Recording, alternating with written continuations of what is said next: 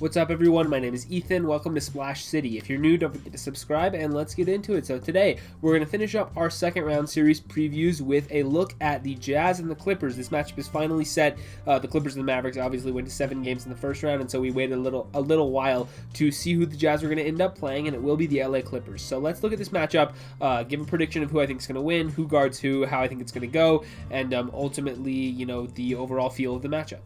Alright, so it's Jazz and Clippers in the second round. Obviously, the Jazz are the 1 seed in the league. They have the best record for the entire season, and they've been playing super well. Obviously, they've got a lot of really talented players. They're a deep team. They go about 8 deep, and they don't have to play guys who suck, right? That's the big thing with the Jazz. I've said this before, is that their rotation is full of really, really good NBA players. They don't have anybody in their rotation who's, hampering them or tearing them down or making them not as good as they could be. The Jazz just have 8 guys, and potentially more on some nights, who can really get in the game and produce on both sides of the floor. So that's kind of the benefit for the Jazz. And then you obviously have, young star and Donovan Mitchell and Rudy Gobert, who's probably going to be the defensive player of the year for the 3rd season in a row, something like that.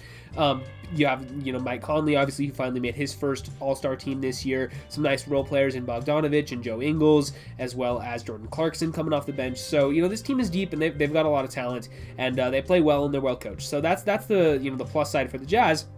Meanwhile, if you're looking at the Clipper side of things, obviously Kawhi Leonard and Paul George, 2 of the best players in the league, both really, really good offensive and defensive players. We know how good Kawhi is defensively, and he's a top 5 player in the league when he's healthy. And then Paul George, has had his struggles in the playoffs, but he actually played pretty well in that first round series against the Mavericks for the most part. He had a couple of, colder shooting nights, but I thought he was actually okay, despite what Twitter might tell you. So, the Clippers are a resilient team at this point. They've battled through adversity. I know that the bubble didn't end the way they wanted to, but battling through that 7-game series in the first round kind of vanquished some of their bubble demons there, and puts them in a good position here to carry some of that momentum into the second round.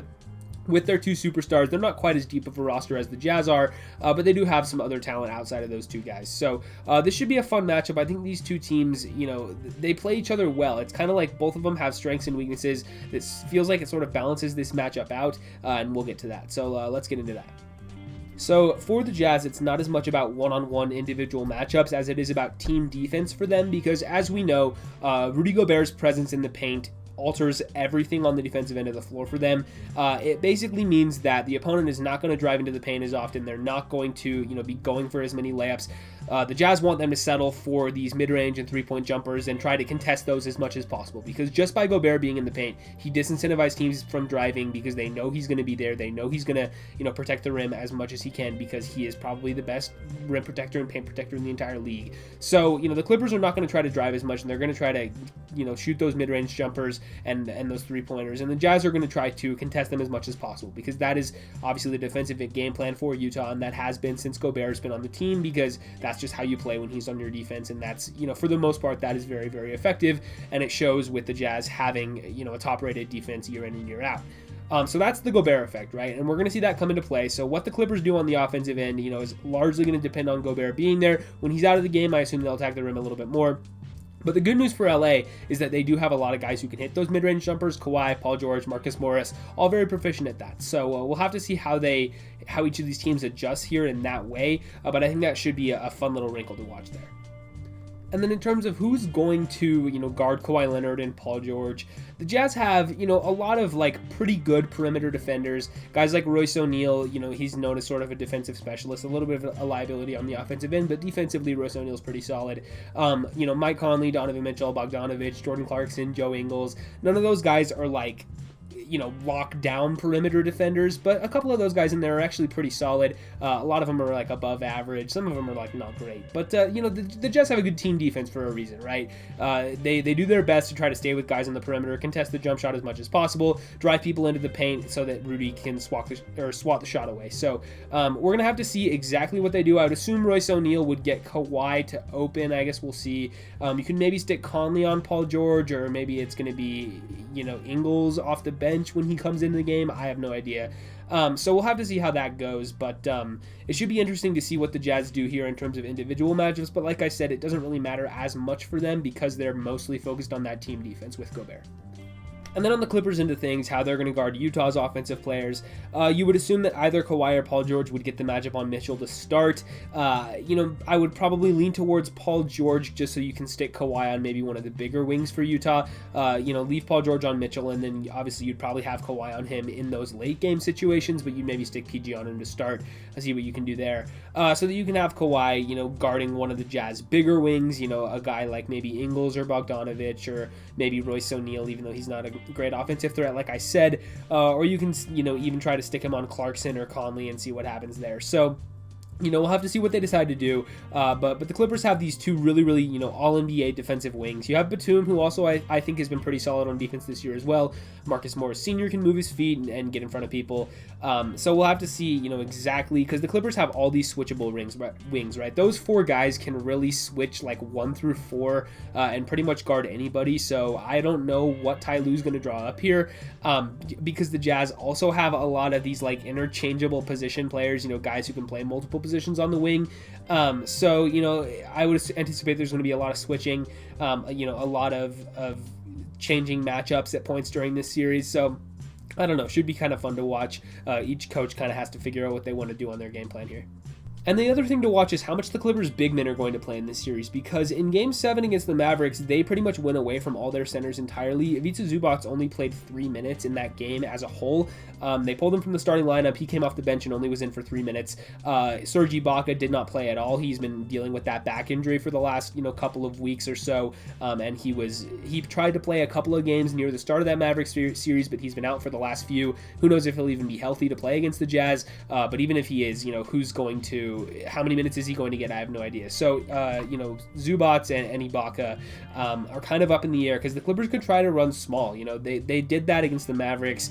And if their role players are hitting shots, if you have Marcus Morris hitting shots and Reggie Jackson playing well, Nick Batum hitting shots, then you can really do that, and it can be super effective because they have guys who can run. They can run up and down the floor. They can run this small ball lineup.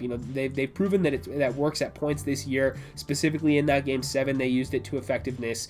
So we'll have to see if they try to kind of run Gobert off the floor here, because as we know, Gobert has that's happened to him at points during the playoffs against the Rockets in years past, against Golden State one season where it got to a point where he just really couldn't stay in the game in these high pressure scenarios, just because he wasn't fast enough to keep running up and down the floor, and players just sinking jump shots, and his defense is not as effective if you're not going into the paint. So we'll just have to see if the Clippers decide to run small, but I assume that'll be their trump card. I don't think they'll do that from the get-go, every single game for the entire time. I would assume that Zubac will go back into the starting lineup, and he'll play his regular load of minutes at least while this series is starting out, and then maybe once we get late in games and into a game 6 or 7, then maybe you would see them go back to this small ball lineup that worked against the Mavericks.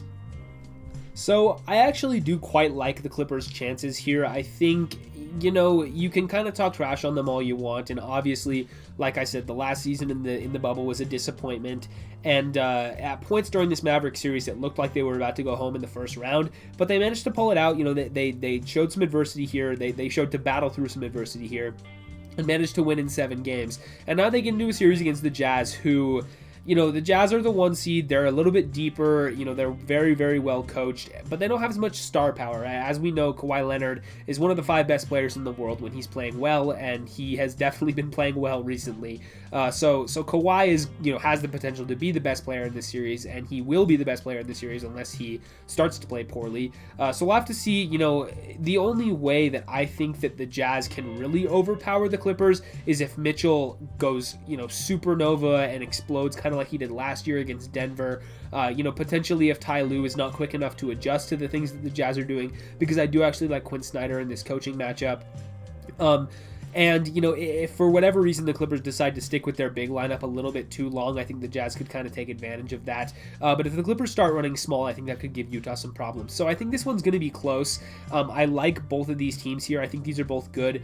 And the Clippers are the 4 seeds, so they're probably not going to be favored. They don't have the home court advantage, and a lot of people are kind of, ready to roast the Clippers at a moment's notice.